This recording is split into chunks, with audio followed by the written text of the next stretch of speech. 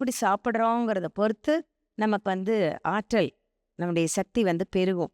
நம்ம நம்ம சக்திய பெருக்கிக்கிற மாதிரி இருக்கணும் நம்முடைய சாப்பாடு. எப்படின்னாக்கா, தேவையில்லாதது எது? தேவை இருக்கிறது எது? அப்படின்னு சொல்லி நல்லா தெரிஞ்சுக்கணும். நம்ம உடலுக்கு மனித உடலுக்கு தேவையில்லாத உணவு அப்படின்னா, அது அசைவ உணவு. சைவ உணவு தான் நம்ம உடலுக்கு தேவையானது. ஏன்னா, நம்முடைய அங்க அவயவங்கள் எல்லாமே ஒரு சைவ உணவினர் உடைய உடலமைப்பு மாதிரி தான் இருக்கு. பற்கள், நகங்கள் எல்லாம் பார்த்தீங்கன்னா, சைவ உணவு சாப்பிடுறவங்க மாதிரி தான் இருக்கு. அதனால நம்ம அசைவ உணவ பூரா தவிர்த்துடணும். அதே மாதிரி அந்த சாப்பாட்ல முட்டை சேர்த்துக்க கூடாது. ம பூண்டு சேர்த்துக்க கூடாது. காளான் கூடாது.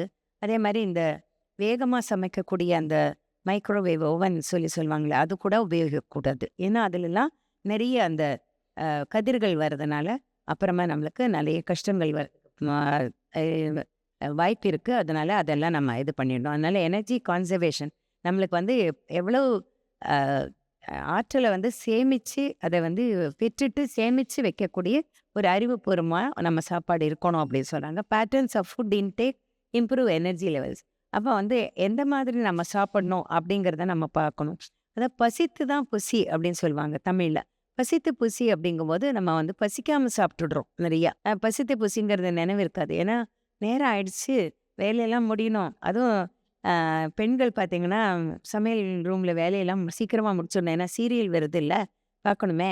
அத விட்டுட்டா எப்படி? அதனால சீக்கிரம் ஓடணும் அப்படிங்கிறதுக்காக, அவ பசிக்குதோ இல்லையோ, அந்த 7 மணிக்கே சாப்பிட்டுட்டு 8 மணிக்கு சீரியல் வருது. அத விட்டுற முடியுமா? அப்படிங்கிறதுக்காக ஓடுவோம். ஓடி என்ன ஆகும்? கடைசியில பசிக்காமலே சாப்பிட்டு அஜீரணமாயி, அடுத்த நாள் ரொம்ப கஷ்டப்படுவோம். அது என்னன்னு கூட தெரியாது. ஏதோ சாப்பாட்டுல மிஸ்டேக் அப்படின்னு நெனைப்போம். ஆனா மிஸ்டேக் எங்க இருக்கு? நம்மகிட்ட தான் இருக்கு. தப்பு எங்க நம்ம நடக்குதுன்னா நம்மகிட்ட தான்.